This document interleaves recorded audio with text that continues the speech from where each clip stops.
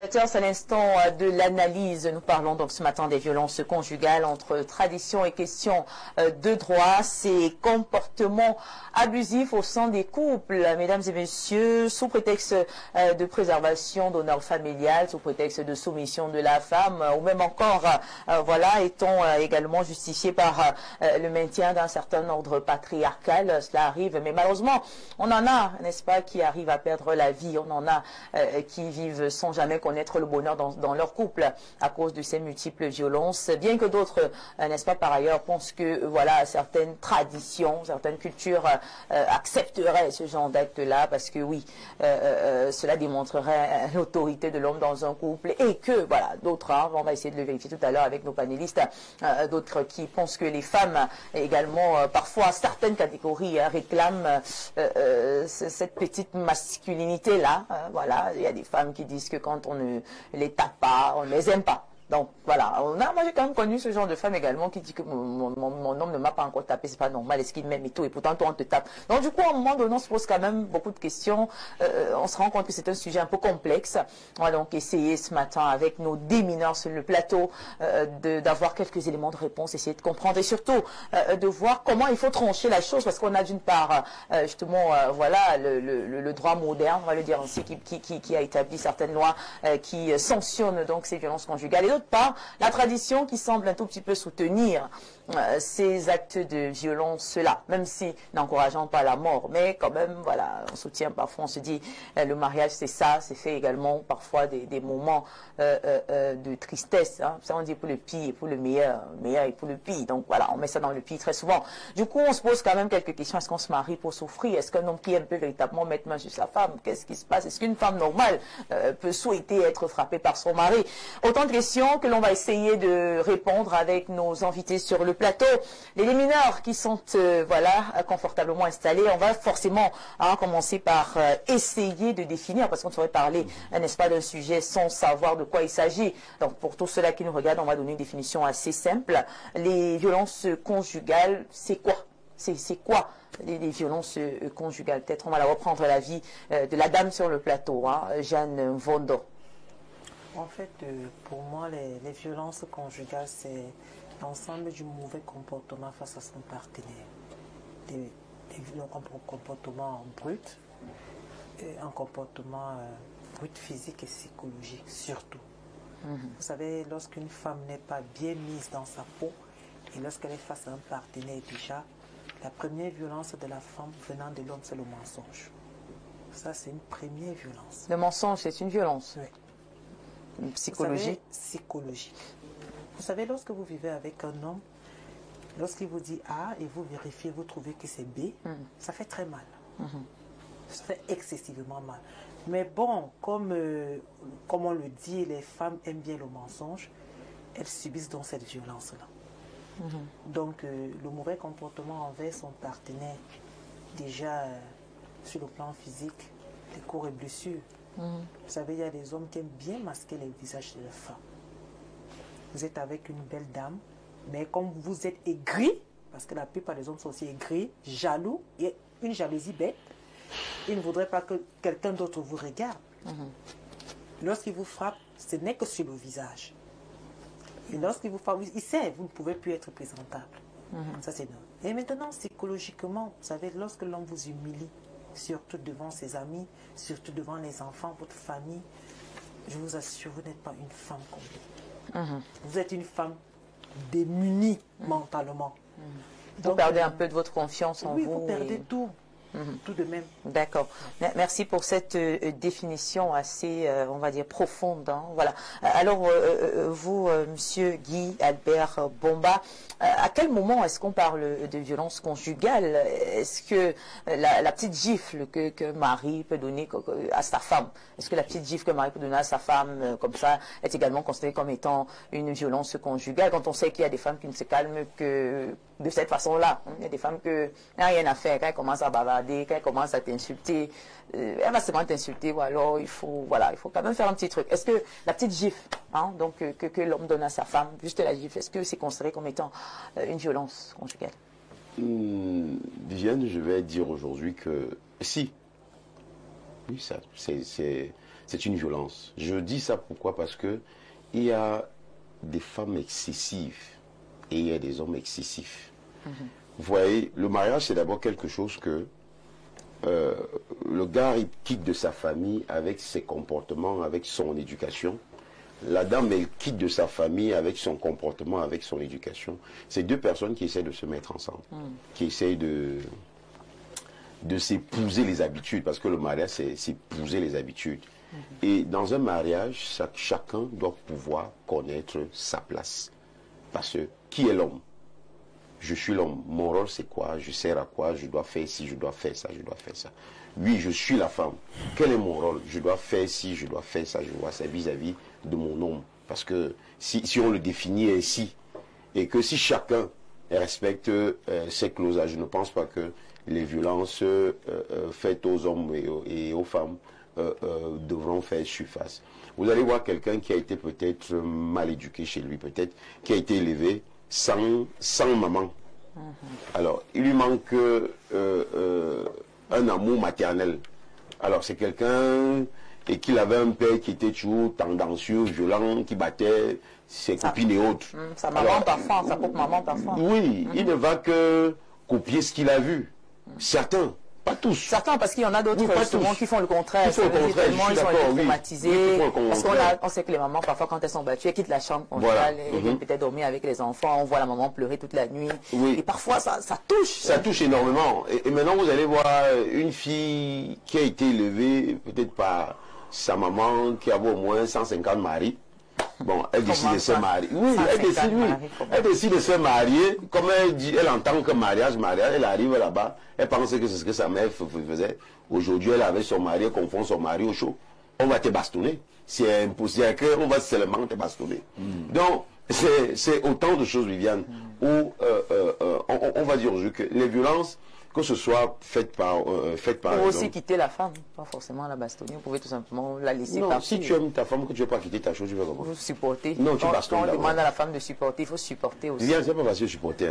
Vous pensez que pour la femme, c'est facile de supporter? Non, le problème, c'est qu'on doit se supporter. On ne doit pas se quand vous dites qu'on va seulement la bastonner. La solution n'est pas toujours de partir. Est-ce qu'il y a pas d'autres formes de punition? C'est ce que je dis, que la solution n'est pas seulement de partir. Oui, vous ne partez pas, mais vous pouvez quand même ne pas bastonner et trouver une autre façon, n'est-ce pas, de faire mal, de toucher. Viviane, on ne peut pas contrôler ses pulsations. Peut-être quand on a vu un message bizarre dans le téléphone de sa femme. Enfin, c'est vrai que vous êtes honnête, mais quand même. Oui, il ne faudrait pas qu'on soit dans le plateau ici. Sur le plateau ici, on va raconter des choses que peut-être nous, on ne vit pas. Donc vous là... Que tu rencontres un téléphone, un message bizarre dans le téléphone de ta femme, mais tu ne vas même pas d'abord chercher. Il y a l'action, tu veux réagir promptement. Mais ça, tu vois que tu auras préparé ça. Hein. Je n'ai pas dit que tu auras préparé ça. Mais... Ça peut arriver impulsivement, tu fais quelque chose. Je n'ai pas dit que tu fais quelque chose. Quoi? Non, quelque chose. Mais quand je vous vois agir là, on ressent que la chose là sera aura un lien avec la violence. Non, c'est pas la violence, ça peut être quelque chose. Ça peut être quelque chose. C'est pour ça qu'on n'arrive pas à contrôler ces pulsions face parfois à ce degré d'amour qu'on ressent, qu'on a envers son compagnon. Ce n'est pas probablement forcément de la jalousie, comme a dit Jeanne tout à l'heure. Ce n'est pas forcément de la jalousie. Vous savez, ça vient instantanément. C'est pour ça que j'ai parlé de que quelqu'un part de chez lui avec ses habitudes et puis vient trouver l'autre qui est peut-être excessif sur certains points. Les femmes aujourd'hui, elles vont m'excuser, mais les femmes sont devenues plus violentes que les hommes aujourd'hui. Parce que si les hommes vous racontaient ce qu'ils vivent dans leur foyer, bien vous n'en croirez pas. D'accord, merci beaucoup pour votre apport ce matin. Mais quand même, le constat est fait. On a l'impression que la tradition soutient un tout petit peu ces violences conjugales-là, parce que pour certains, c'est ancré carrément, hein, n'est-ce pas? À un moment donné, on se dit c'est important d'assurer l'autorité, de démontrer tout le temps, n'est-ce pas, à la femme qu'on est son chef, qu'on est au-dessus d'elle. Et donc, voilà, c'est-à-dire de dissuader même la femme, hein, qui a peut-être l'intention de vouloir répondre à un moment donné donné. C'est-à-dire, il y a des hommes qui se comportent comme ça juste parce qu'ils se disent c'est comme ça qu'il a su, n'est-ce pas, son autorité dans le couple. Et malheureusement, on a donc voilà, plusieurs facteurs, les facteurs religieux, coutumiers, voilà, hein, certaines pratiques, certaines interprétations également coutumières qui voilà, font de la soumission parfois, voilà, ce que n'est plus la soumission. Du coup, on a quand même l'impression, voilà, monsieur docteur Olémé, que la tradition a un impact sur les violences conjugales. Bon, oui, la tradition peut avoir un impact. Mais moi, je voulais d'abord dire, d'abord que quand on se met ensemble, dans un couple, il faut qu'il y ait de la confiance. Oui, qu'il y ait de la confiance. Ça s'adresse sur toi, oui. au docteur, docteur Guy Albert. Oui. La femme doit vivre avec, n'est-ce pas, son homme dans un esprit de confiance. Éviter, n'est-ce pas, de fouiner dans la vie de cet homme-là et vice-versa. Tout comme l'homme aussi doit vivre avec sa partenaire ou sa femme. Et quand il y a confiance, il y aura peu de violence. Oui. Il parlait d'un problème de communication téléphonique et autres. De messages. Messagerie et autres. Non, il ne faut pas regarder le téléphone de sa femme, premièrement. Tout comme également, la femme ne doit pas regarder également le téléphone de son mari. Nous sommes tous occupés et actifs, tels responsables dans un service ou telle activité. Ça fait que, à longueur de journée, n'est-ce pas, l'homme reçoit des appels ou des messages qui, à chaque sonnerie, la femme va mettre une oreille attentive pour voir c'est quoi le problème. Non. Ça commence déjà à créer, n'est-ce pas, une violence quelconque. C'est lui qui fuit dans la vie de l'autre, n'est-ce pas, dans le couple. C'est déjà une violence quelconque. Oui. Parce que je suis serein et calme, comme nous sommes là. Le téléphone est posé, mais dès que le téléphone tourne ou bien il te sonne, dès que je touche à mon téléphone, oui, elle panique. Alors, cette panique va créer, n'est-ce pas, une violence que je vais subir, n'est-ce pas, vis-à-vis, n'est-ce pas, de ma partenaire, de ma femme. Oui. C'est là où ça commence. Mais je pense que là, il faudrait juste rassurer. Il faut rassurer le partenaire, la partenaire. Si je suis là, je suis sorti le matin, je reviens, je suis avec toi à la maison. Pourquoi est-ce que tu vas paniquer quand je reçois un coup de fil, bien quand je sors même d'ailleurs, pour aller, n'est-ce pas, au travail, pour aller certainement, n'est-ce pas, prendre un pot, pour aller, n'est-ce pas, faire un tour. Peut-être parce que, je sais pas, auparavant, voilà, elle a eu un partenaire qui, quand lui sortait, allait faire autre chose. Et donc, elle se dit, c'est encore possible avec ce partenaire. Donc, du coup, voilà. Il y a beaucoup de cas, de toutes les façons. Oui, moi, je pense que quand on parle de violence, là, parce qu'on prend beaucoup plus, n'est-ce pas, la femme pour qu'on protège, là, non. C'est la femme qui crée d'abord la première violence par sa réaction. Mais on ne va pas justifier, on va pas justifier les violences comme ça ce matin, parce que c'est qu'on va également justifier même ces belles-mères-là qui encouragent leur fils, parce qu'il y en a qui encouragent leur fils, qui mettent main sur leur femme, disant que le mariage, il faut supporter. Elles disent que nous, on a supporté, on nous a tapé, on est resté pour les enfants, on n'est pas parti pour les enfants, on n'est pas parti parce que si je veux pas, une autre femme viendra prendre soin de mes enfants. Je ne connais pas la mentalité de ces femmes. Et donc, on a des belles-mères qui ont encouragé comme ça des violences, et voilà. On a des fils qui ont terminé par tuer, ôter la vie à leurs épouses. Déjà, moi, je suis contre la violence conjugale. Très bien. Je suis contre.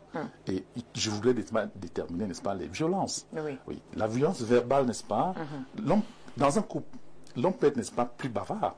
Oui, ça, il ne faut pas seulement penser que c'est la femme. Même comme c'est désagréable quand on est plus bavard. Bien sûr. Alors, la femme, l'homme a plus de force, il est encore plus bavard là. Quand on est... Non, l'homme n'est pas assez fort. Hein. On peut avoir, n'est-ce pas, 60% d'hommes assez forts. Et les femmes sont fortes aussi. Hein. Non, pas plus que les hommes. Oui, il y a les femmes fortes. Il y a des femmes fortes ici. Il y a des femmes fortes ici. Moi, j'ai eu, par exemple, un cas où une dame, une femme avec qui nous vivions, et parce qu'il y avait un écart d'âge d'1 an, elle m'a dit un jour que non. Tout ce que je voulais savoir si tu es plus fort que moi. D'accord. Imagine, tu vois. Et elle faisait souvent une violence, tu te poses des questions, mais attention. Il y a des femmes qui ont les bras durs ici. Donc, et en public. Et quand j'avais réagi à un petit mouvement, mais on était avec un ami, mais il m'a dit, attention. D'accord. Voilà. Merci. Donc la tradition, on va dire, oui, la tradition, quand on parle de tradition, la tradition est là, justement, n'est-ce pas, pour couvrir. Oui. D'accord. Merci beaucoup pour votre première prise de parole avec Pierre Biriou-Niemek, certainement. Moi, j'aimerais savoir, mais que dit exactement la loi concernant les violences conjugales? Déjà, il faut dire que la loi identifie 3 types de violences. Hein. Ce qu'elle appelle les violences sexuelles, parce que les violences verbales et les violences psychologiques. Pourquoi les violences sexuelles? On élude. Dans beaucoup de traditions, on avait développé des mécanismes de mutilation génitale. Est-ce qu'on essaie des communautés où on mutile les femmes? Ici, voilà. Oui, il y a donc cette catégorisation. Et la loi punit de 10 à 20 ans d'emprisonnement ferme celui qui fait subir, par exemple, des mutilations sexuelles à une femme. Avant, c'était les familles qui s'organisaient ou des médecins dits traditionnels. Parce qu'on veut priver la femme du désir, du plaisir sexuel. Oui, on veut priver tôt. Non, lorsqu'on vous a excisé. C'est à jamais. Non, c'est à jamais. On tue l'organe du plaisir que vous avez. Mais c'est toujours le plaisir parce que, par exemple, je connais le Tchad. Oui, parce que j'imagine que quand vous grandissez. Je connais les femmes au Tchad, quand vous grandissez, quand même, vous on continue avec la mutilation. Et des femmes, elles te disent que non, oui, elle a du plaisir. Bon, on va entrer dans le débat d'une autre façon. Mais de toutes les façons, c'est une violence. Oui, c'est la plus grave, organisée par certaines sociétés. Aujourd'hui, les lois ont permis de faire reculer cette violence. Au niveau de la violence verbale, on peut dire qu'elle est diversement appréciée. Elle est plus le fait des femmes dans les foyers. Et elle n'est pas sans conséquence. Mais comme nous voulons nous attarder aujourd'hui sur les violences... Donc, vous savez que c'est tout ce que la femme a. Non, c'est pas... Non, moi je vais pas soutenir les violences faites aux femmes, mais c'est pas tout ce que la femme a. D'accord. Sans jamais accepter qu'il y ait bagarre, il y a des situations de violence qui sont générées par les femmes. Je vais vous rapidement... Je connais une femme qui a giflé son mari, qui était en petite serviette. La serviette est tombée devant la mère du mari. Mais oui, le rapport te gifle à la joue, ta serviette tombe en bas. La gifle a secoué. Et sa serviette est tombée devant sa maman. Bon, dans ces conditions, comment tu gères? C'est vrai que là, on a honte, il y a la honte. Non, il y a une infamie qui vient de se produire. Il est clair que la femme en gifle, on n'avait pas l'intention de faire tomber la serviette. Non, mais tu devais savoir que c'est donc, ce n'est pas bien. Alors, non. La main sur mais il faut éviter, comme les plus grandes victimes, ce sont les femmes, il faut former les hommes à maîtriser leurs émotions. Vous comprenez? Ce n'est pas facile de maîtriser ses émotions, mais il faut y travailler. C'est pour cela que les hommes et les femmes doivent être préparés au mariage. Le mariage n'est pas un jeu un lieu de plaisir seulement. C'est un lieu de confrontation. Quand vous sortez de vos propres maisons, les garçons et les filles ont des confrontations, les frères. Et les garçons estiment qu'ils doivent dominer sur leurs sœurs, que c'est les filles seules qui doivent faire les métiers de la... Les filles doivent aller en mariage. Et on a les sœurs aussi qui veulent nous dominer. Voilà. Non, les aînés, les grandes sœurs, parce que même les petites sœurs. Il y a des filles également. On va pas changer de débat. Il y a également. Alors, vous sortez avec ces comportements, vous vous rencontrez. Vous êtes d'éducation différente. Il faut être préparé à la tolérance, à la compréhension. Je le disais hier, il faut se poser une question fondamentale. Si j'ai en face de moi quelqu'un de plus fort que moi physiquement, comment je résous nos différends? À partir de là, si vous trouvez la réponse, vous saurez comment gérer votre femme. J'ai donné une piste de solution, développer ce que j'appelle la dépendance affective, en donnant à l'autre des raisons de s'attacher à vous. De sorte que les menus punitions que vous pourriez proposer vont marcher. D'accord. Voilà donc une belle astuce pour les hommes qui ne savent pas comment se contrôler, comme le docteur Guy Albert qui disait, il ressent très souvent l'adrénaline monter en lui lorsque sa femme pose un acte et puis il a juste envie d'agir. Vous pouvez donc peut-être décider de ne plus lui donner de l'argent de poche si vous lui en donnez déjà, ou alors je sais pas, ne plus manger sa nourriture par exemple. Elle va aller prendre ailleurs. Vous en êtes conscient qu'elle va prendre ailleurs? Nous, elle va prendre ailleurs. D'accord. Voyons voir ce que pensent déjà nos téléspectateurs qui sont avec nous depuis le début de cette émission. Concernant alors, bonjour, premier message. La problématique des violences conjugales est étroitement liée à l'éducation que les deux partenaires ont hérité de leurs parents. Ça, c'est vrai. Car comment peut-on concilier deux différentes éducations dans une union conjugale? En d'autres termes, est-ce qu'une femme qui a vécu dans une famille dont la maman est dominante pourrait-elle accepter de jouer le rôle d'une femme soumise au regard de la tradition? C'est une bonne question. Nous sommes dans un monde qui est en pleine mutation avec de nouvelles valeurs qui sont contre nos coutumes. Pour mener une vie de couple heureux, voilà, heureuse, soit on renonce à ses valeurs modernes et on devient une femme soumise au regard de la tradition, soit on est en compromission avec notre tradition ou on subit les conséquences. Bon, après, on peut également s'arranger à choisir quelqu'un qui vient du même milieu que nous, parce que là, on a donc une femme qui a grandi avec sa maman, qui l'a peut-être élevée seule, maman autoritaire. Très souvent, ce sont des femmes qu'on appelle les femmes fortes, les féministes. Voilà, femmes fortes, indépendantes, féministes. Merci pour tous les noms. Ces femmes-là, qui étaient à la fois le papa et la maman. Voilà, maintenant, aujourd'hui, elle arrive dans son foyer. C'est l'image qu'elle a eue tout au long, n'est-ce pas, de sa jeunesse. Voilà, c'est ça qu'elle va reproduire dans son foyer, parce que pour elle, sa maman, c'était son modèle. Ça dépend de ce qu'elle va trouver dans son foyer. Non, c'est après maintenant qu'elle va voir. Oui, ça dépend de ce qu'elle va trouver, l'homme qu'elle va trouver là-bas. C'est la raison pour laquelle je dis peut-être qu'il faut d'abord étudier le partenaire et avant de se lancer. Parce que... Alors, bonjour au panel, docteur, je suis d'accord avec vous, mais j'ai retenu une chose dans ma vie de couple, c'est qu'on ne rassure pas ou on ne conseille pas une femme amoureuse. Tu peux faire tout pour la rassurer, elle ne va jamais vous croire. Hugues depuis Douala. Ça veut dire qu'auparavant, vous avez fait quelque chose qui n'était pas bien. Il y a eu une petite perte de confiance. Donc, vous n'avez pas réussi à ramener cette confiance. Alors, présentatrice continentale, on t'a accouché pour avoir tes parents. Le jeu jaillit sur toi. Eric Ovambé depuis Bamayo. Merci. Ces enfants ne sont pas des mendiants. On a terminé avec justement la thématique, la dénonciation. Alors bonjour les démineurs, à tout le panel. Je suis l'architecte Ferdinand, voilà un long message de Ferdinand. À Lama, selon moi, les violences, qu'elles soient verbales ou physiques, n'ont pas leur place dans un foyer. Un foyer devrait être un lieu de paix, d'amour, de respect où chacun se sent en sécurité, épanoui. Les violences détruisent les relations, la dignité des individus. Nous appelons chacun d'entre vous à prendre conscience de l'impact de ces comportements et à s'engager pour une société sans violence. Voilà, si vous êtes témoin ou victime de telles violences, n'ayez pas peur d'en parler, de demander de l'aide ensemble. Brisons le silence et construisons des foyers où l'amour et le respect priment. On n'oublie pas, la violence n'est jamais une solution.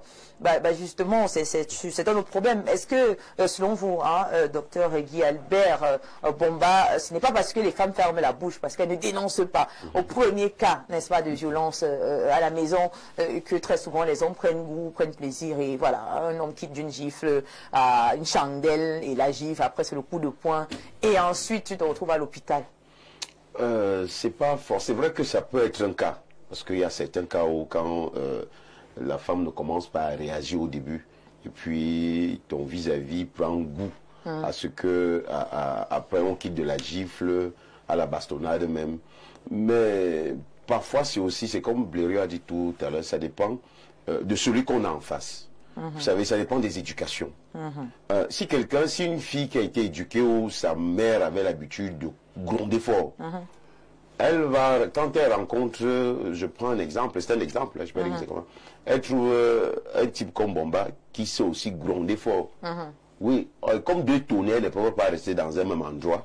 Il y aura une tonnerre qui va tourner plus que l'autre. D'accord, merci beaucoup. Alors, Madame Jeanne Vondo, quelle solution, qu'est-ce que vous proposez donc aux femmes? Vous savez, vous avez votre homme qui rentre à la maison et qui vous violente. Vous savez, il y a des hommes comme ça, dès qu'il boit, il rentre, il a envie de vous taper. Pour rien, il commence à vous taper.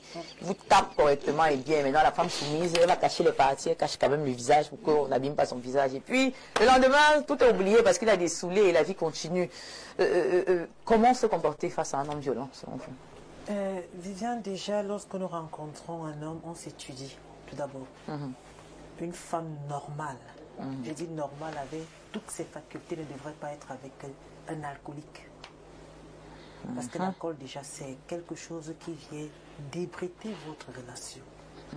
L'alcoolique, ça veut dire quelqu'un qui boit excessivement parce que de nos jours, la plupart consomment de l'alcool, peut-être en quantité normale. Oui, on dit souvent c'est bien pour la santé, mais il y a des personnes, des hommes excessifs. Lorsqu'ils boivent, ils perdent la tête et ils ne se contrôlent plus. Donc, une femme normale ne devrait déjà pas vivre avec ce type de personnes. Parce que c'est deux esprits. Donc, ça veut dire si vous êtes déjà marié, parce qu'il y a des hommes qui cachent bien leur jeu tant qu'on n'est pas encore dans leur maison. Bon, dès que vous découvrez, vous êtes déjà marié dans la même maison. Non, il faudrait que les femmes Vous savez, l'amour nous aveugle souvent.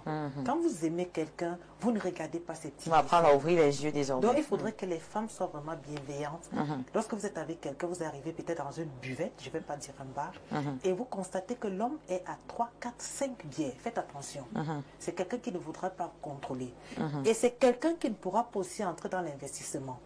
Et là, ça va créer une violence. Parce que lorsqu'il rentre le soir, le matin, il ne pourra pas vous donner de quoi manger. D'accord. Donc, la solution, c'est quoi? C'est mieux étudier son partenaire bien avant de se marier et dialoguer. D'accord, étudier son partenaire avant. Alors, docteur Rolémé, on a quand même certains hommes qui pensent qu'il y en a qui entrent dans des foyers normaux, avec de belles idées, avec pour but de donner de l'amour, de protéger la femme. Mais à un moment donné, les comportements de la femme, vous vous rendez peut-être compte que votre femme ne vous a pas épousé par amour, mais par intérêt ou pour une autre raison. Vous vous rendez compte de X ou Y choses, de nouvelles choses, en tout cas, qui changent votre façon de voir votre couple, de voir votre femme. Et du coup, voilà, ça peut créer parfois des situations de, voilà, des malentendus qui poussent à la violence. Alors, ma question est celle de savoir à quel moment est-ce qu'un homme devient violent? Qu'est-ce qui rend l'homme violent? Parce qu'on a quand même des hommes qui, à la base, n'étaient pas violents. C'est-à-dire, tout le monde sait qu'il n'a jamais eu cette réputation. Mais du jour au lendemain, il devient l'homme le plus violent. C'est-à-dire, il tape même, je sais pas, 5 fois sur 7 fois, la semaine. À quel moment, qu'est-ce qui rend un homme violent, docteur? Oui, j'allais dire que l'homme, justement, n'est pas tout simplement violent.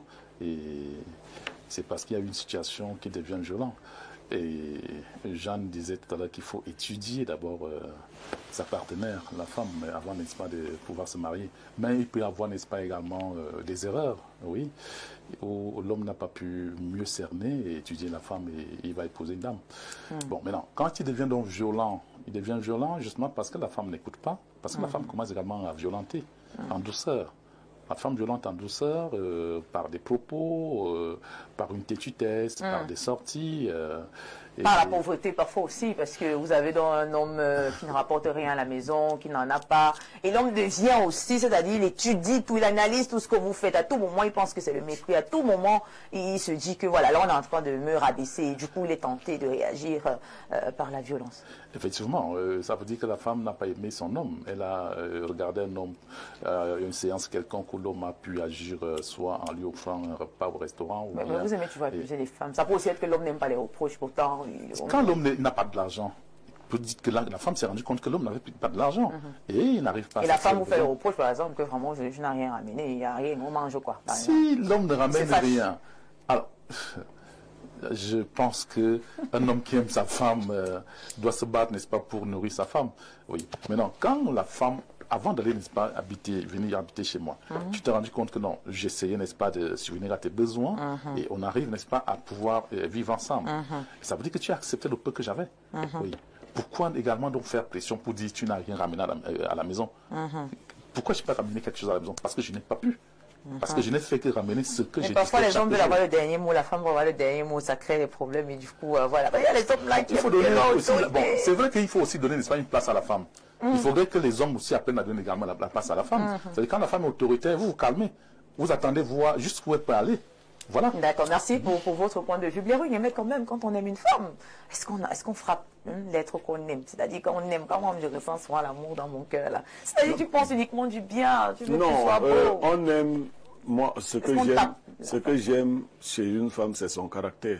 Quand ce caractère n'est plus en harmonie avec ma vision, je commence à penser à te mettre de côté. Ah, d'accord. Voilà. Donc, c'est pour cela que je demande l'option de la polygamie aux hommes. Très important. Tu mets de côté, tu continues la liste. Tu n'as pas à taper sur les gens. Moi, si je suis même élu député, je vais demander qu'on abolisse, n'est-ce pas, la monogamie. Il faut abolir, non, faut abolir. Et maintenant, vous avez déjà même président, la seule voie, le premier décret que j'ai signé. La voix prépondérante dans un... On peut faire rester soumise sur le plateau. La voix prépondérante dans un couple, c'est la voix de l'homme. Ça, il faut le savoir. La voix prépondérante. Oui, c'est-à-dire celui qui doit dire le dernier mot. Si vous discutez le dernier mot... Même si la femme a plus d'argent. Non, l'argent... Oui, c'est même quand elle a plus d'argent. Et les femmes même qui ont le vrai argent sont soumises. c'est les débrouillards là qui font du sont mal bruit. élevés, qui font... Alors, Pierre de Rigne, avec la thématique, quand on parle de tradition et de modernité, quel avenir, comment trancher, donc, hein, parce que on se retrouve parfois dans l'homme vient d'une famille où on dit que vraiment l'homme peut te taper et tu supportes, voilà, hein, la tradition. Non, aucune tradition. La femme vient de là où, voilà. Non, les gens on condamne, on porte même plainte quand l'homme, c'est-à-dire mon homme me tape, je porte plainte. Bon, non. Comment on fait pour trouver? Les gens galvaudent les traditions. Aucune tradition ne dit qu'il faut taper sur sa femme. Il y a des pratiques. Parce qu'il ne faut pas croire que tout ce qu'on fait, la tradition, c'est ce que les anciens ont fait. Tout ce que les anciens ont fait n'était pas parfait. Puisqu'il y avait des procès en tradition. Que non, ce que tu as fait là. Il n'y a aucune tradition qui le dit. Mais on a été habitué. Et les traditions s'ajoutent au fur et à mesure. Et on se dit que c'est les parents, les anciens. Nos parents aussi, je vous ai dit que c'est l'homme seul qui payait toutes les factures. Aujourd'hui, ce n'est pas l'homme seul qui... 50-50 par Donc exemple. ça évolue. Il faut aussi évoluer dans la mentalité. D'accord. Merci beaucoup voilà, pour vos avis. Merci à vous. Il y a beaucoup de messages que je ne pourrais pas tous dire malheureusement. Hein. Voilà, bonjour. Le panel, aucune violence envers une femme ne peut être justifiable. Étudiez votre partenaire avant de vous engager. Le mariage n'est pas une fin en soi. La phrase-ci a aussi créé des bastonnades. Le mariage n'est pas une fin en soi. Chez nous, nous sommes 6 dans le ventre de notre mère, dont 2 sœurs et 4 garçons. Si tu t'engages à taper ma sœur, on va t'encercler très mal et tu risques de perdre beaucoup de dents. Et si vous tombez sur un blaireau mec, est-ce que ça va se passer comme ça? Bonjour, les violences faites par les femmes qui ramènent l'homme à être responsable. Attends, il dit, ce sont les violences faites par les femmes qui amènent l'homme à être responsable. Bon, ok. Voilà, merci beaucoup. Hein. Je pense que nous sommes parvenus à la fin de ce programme.